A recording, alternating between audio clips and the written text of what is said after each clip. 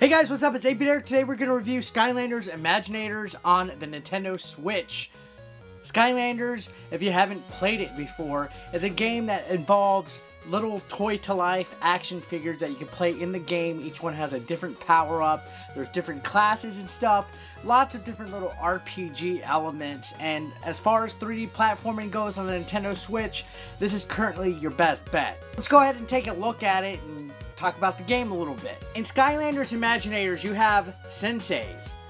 That's the traditional figure this time around. In the past, you had the Giants, you had, you know, the Superchargers, all sorts of different stuff. They're called Senseis now, and each one of these has, you know, their own unique power. They're each in a different level class and stuff like that. So you have stuff like sorcerer types, brawler types, fire types, water types, all sorts of different elements, Skylanders, that are used to unlock Sensei shrines that you can find throughout the level. There's about 10 of them in addition to the 10 levels. So there's about 20 different levels that you can play in the game. The game actually is not too short. It's a good amount of time, and with the ability to play as different characters, you'll have a lot of replayability and a lot of fun because different Skylanders play different ways. When you buy the starter pack, you get everything you need to pretty much complete the game. You get 2 Senseis. You get the Golden Queen, not the Dancing Queen. She's a sorcerer type, and she's actually kind of cool. She shoots stuff out of her wand, and she has some pretty cool,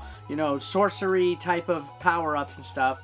And you get Kingpin, who's more of a brawler type. He's a penguin. He uses all sorts of ice type of themed attacks, freezes stuff, shoots water, stuff like that. And then you also get a crystal, which is used to create your own Skylanders. For the first time in the series, you're able to create your own Skylanders.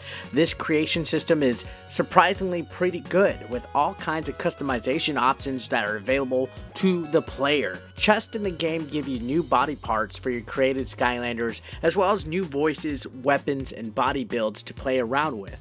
Your creations can be customized and changed on the fly. Now, the one in the starter pack is a fire crystal, so it's a fire type, but you have different battle classes that you can use for the Skylander.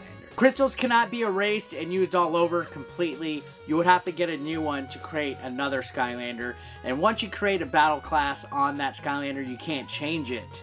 So you gotta be extra careful of what type of Skylander you want, unless you go out and buy a whole bunch of these creation crystals. Seriously, I think it's pretty impressive with how many options you have to create your own Skylander, and then the ability to go and customize everything from their voice, their tail, individual body parts. It's rather neat. And you can also use all of your old Skylanders. I have some from the original Spiro's Adventure and Giants. They all work with this. So if you have a whole shitload of Skylander toys left around, then you can play with them, and you don't even have to go and get the Senseis and stuff. These are good enough.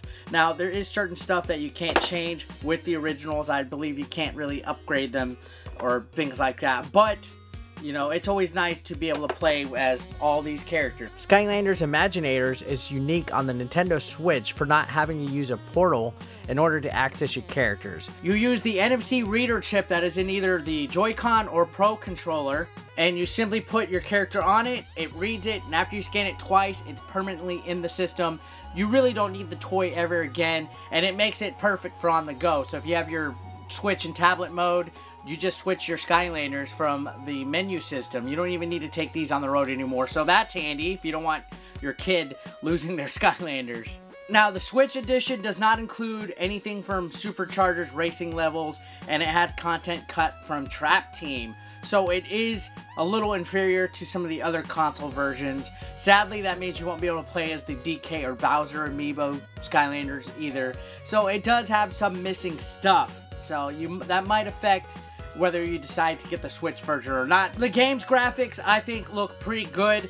Sure, it's a little blurry compared to the PS4 and Xbox One versions. While docked, I really didn't see any difference. There's no frame rate issues. I think the game controls very beautifully. It's colorful. When you put it in tablet mode, it does seem a little bit off-putting as far as the graphics go, but frame rate doesn't really suffer. The game is for kids. So don't be coming looking for some HD GTA 5 graphics or anything. It's for kids. It's cartoony anyway. All of the stages in Skylanders are 3D platforming. There's a lot of stuff to explore, a lot of coins and different things that you can get.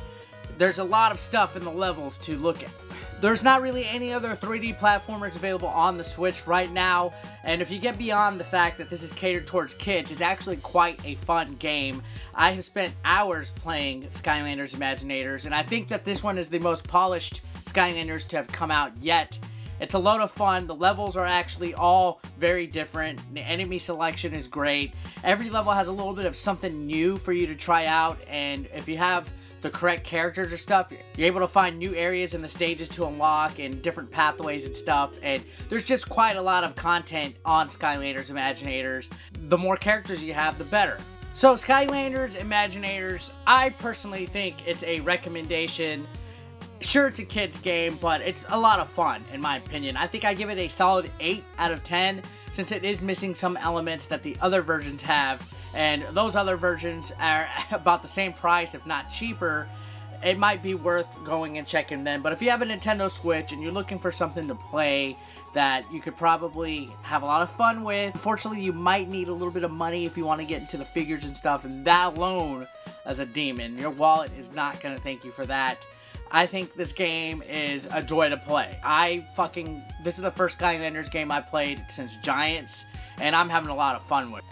Pros about it, it's Skylanders on the go. You don't need your Skylanders to take with you all the time because you can save it on your controllers, and it's a load of fun. Cons about it, it doesn't have the superchargers or trap team stuff, so it is noticeably inferior to the other console version. It's definitely worth a look. And well guys, thanks a lot for watching. I'll see you next time.